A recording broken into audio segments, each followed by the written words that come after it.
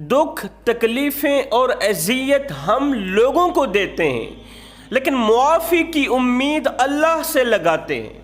اللہ فرماتا ہے اے میرے بندے، کسی کو دکھ دے کر، کسی کو غم دے کر، کسی کی عزت والی پگڑی خاک میں ملا کے میری چوکھٹ سے اپنی خوشی کی خیرات مانگنے مت آنا، اور کسی کو ایک پل کی خوشی دے کر پھر اپنی پریشانی کی پرواہ مت کرنا۔ فرمایا کسی کی آنکھوں سے آنسو نکال کے، کسی غریب کو رلا کے میری چوکھٹ پر اپنی خوشی کے لیے خیرات مانگنے مت آنا، میں تجھے ٹھکرا دوں گا، میں تجھے تباہ و برباد کر دوں گا۔ اور کسی کو ایک پل کی خوشی دے کے پھر اپنی پریشانی کی فکر مت کرنا، پھر اپنی پریشانی کی پرواہ مت کرنا۔ میں رب زندگی میں کبھی بھی پریشانی کو تیرے قریب تک نہیں آنے دوں گا، مصیبت کو تیرے قریب تک نہیں آنے دوں گا۔ حضرت سیدنا علی المرتضیٰ شیر خدا کرم اللہ وجہ الکریم کے پاس ایک شخص آیا، نہایت ہی ادب سے عرض گزار ہوا، دست ادب کو جوڑ کر کہنے لگا یا حضرت مجھے بتایا جائے کہ ہماری زندگی میں دکھ تکلیفیں مصیبتیں آزمائشیں اور غربت کیوں آتی؟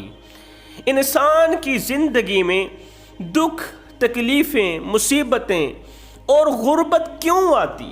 جس طرح مختلف مذاہب سے تعلق رکھنے والے لوگ اپنے اپنے رہنماؤں سے یہی سوال کرتے ہیں کہ ہماری زندگی میں دکھ کیوں آتے ہیں، ہماری زندگی میں پریشانیاں کیوں آتی ہیں، تو آگے سے وہی جواب ملتا ہے جو اللہ کو منظور ہو۔ اللہ لکھ دیتا ہے نا کہ اس کی زندگی پریشانیوں میں گزرے گی، تکلیفوں میں گزرے گی، جو اللہ کو منظور ہوتا ہے بس وہی ہوتا ہے، ایسے ہی جواب دیے جاتے ہیں نا۔ تو یہی سوال حضرت سیدنا علی المرتضیٰ شیر خدا کرم اللہ وجہ الکریم کے سامنے جب دہرایا گیا تو آپ کے جواب کا انداز ان تمام لوگوں سے منفرد تھا، انوکھا تھا، وکھرا تھا۔ فرمایا یہ پریشانیاں، آزمائشیں، مصیبتیں اور غربت نیک انسان کا مقام بلند کرنے کے لیے آتی ہیں۔ پریشانیاں، مصیبتیں، آزمائشیں اور غربت، یہ چار چیزیں نیک انسان کا مقام بلند کرنے کے لیے آتی ہیں، مگر تین لوگوں کے لیے عذاب بن کر آتی ہیں۔ یا حضرت وہ کون سے تین لوگ ہیں؟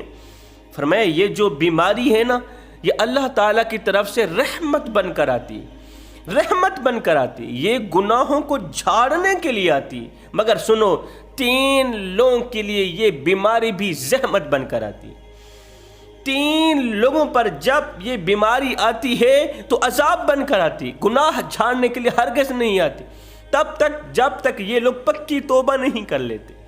حضرت وہ کون سے تین لوگ ہیں؟ فرمایا نمبر ایک، والدین کو دکھ دینے والا، والدین کی آنکھوں سے آنسو نکالنے والا، والدین کی عزت والی پگڑی خاک میں ملانے والا، والدین کو معاشرے میں بدنام کرنے والا، والدین کو ان کی غربت کے تانے دینے والا شخص جب وہ بیمار ہوتا ہے نا، یوں نہ کہا کرو کہ اس کی بیماری اللہ کی طرف سے رحمت بن کر آئی، نہیں، وہ تو زحمت بن کر آئی، وہ ایسے شخص کے لیے عذاب بن کر آئی۔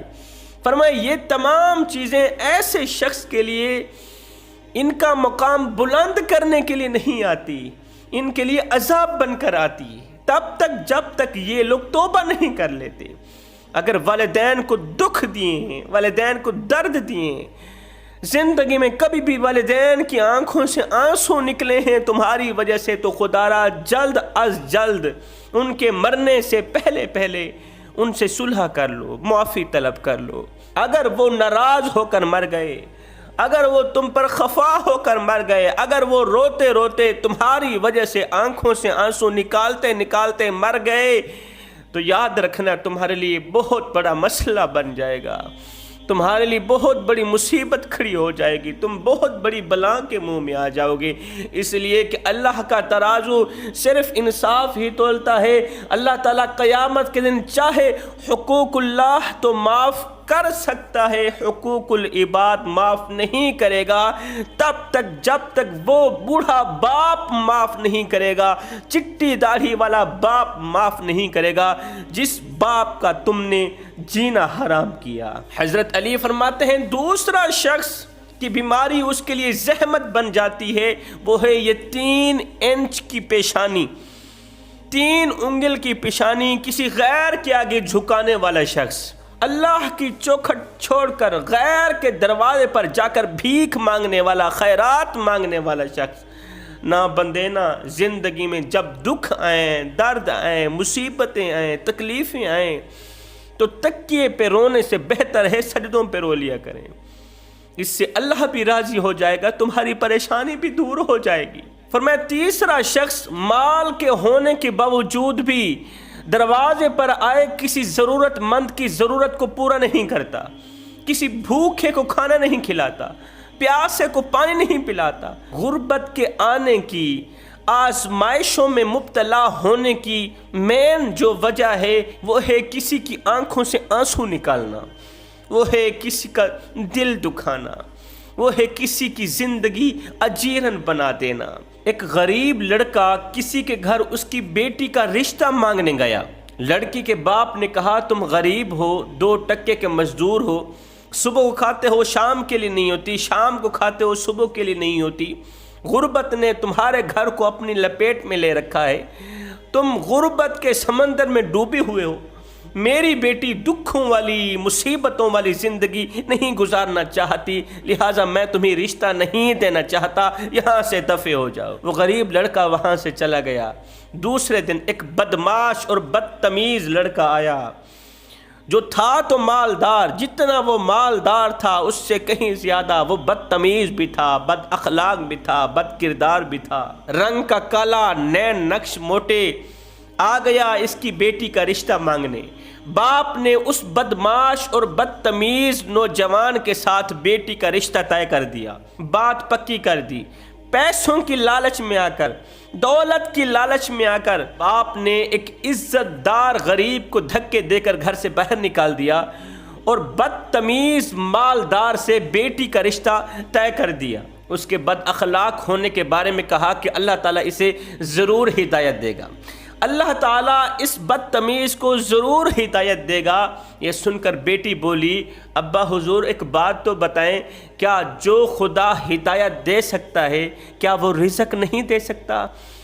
خداؤں میں کوئی فرق تو نہیں ہے ابا کہ ہدایت دینے والا خدا اور ہو اور ہم اس خدا کو نہ مانتے ہوں، رزق دینے والا خدا اور ہو اور ہم اس خدا کو مانتے ہوں، ہدایت دینے والے کو مانتے ہوں، رزق دینے والے کو نہ مانتے ہوں۔ ابا حضور کہیں خداؤں میں کوئی فرق تو نہیں ہے؟ ابا حضور اگر خداؤں میں فرق ہے، ہدایت دینے والے اور رزق دینے والے دونوں خداؤں میں فرق ہے، پھر تو میرا رشتہ اسی بدمعاش کے ساتھ کر دو۔ اگر فرق نہیں ہے، اگر ہدایت دینے والا اور رزق دینے والا خدا ایک ہی ہے تو اے میرے باپ، جو خدا ہدایت دے سکتا ہے وہ رزق بھی دے سکتا ہے، لہٰذا میرا رشتہ اس غریب لڑکے کے ساتھ کر دو۔ وہ غریب لڑکا 2 وقت کا کھانا دے یا نہ دے، لیکن مجھے یقین ہے کہ وہ مجھے عزت ضرور دے گا، وہ مجھے باتوں باتوں پر تانے نہیں دے گا۔ اگر بدمعاش لڑکے کے ساتھ کر دو گے تو بدمعاش لڑکا ہر وقت مجھے رلاتا رہے گا۔ ابا میں تو ساری زندگی تمہارا نام لے لے کے اپنی آنکھوں سے آنسو نکالتی رہوں گی، کہیں ایسا نہ ہو کہ بیٹی کی آنکھوں سے نکلے آنسو باپ کو تباہ بھی نہ کر دیں، باپ کو برباد بھی نہ کر دیں۔ لیکن باپ کو ذرا بھی رحم نہ آیا، ذرا بھی ترس نہ آیا، باپ نے اپنی بیٹی کا رشتہ اسی بدمعاش کے ساتھ کر دیا، بدتمیز نوجوان کے ساتھ کر دیا۔ اب یہ بیٹی ساری زندگی اس بدتمیز نوجوان کے گھر میں روتی رہی، باپ کے لیے بد دعائیں کرتی رہی کہ باپ نے مجھے اس جہنم میں ڈالا تھا، خدارا کسی کو اتنا مت ستاؤ، کسی کو اتنا مت رلاؤ۔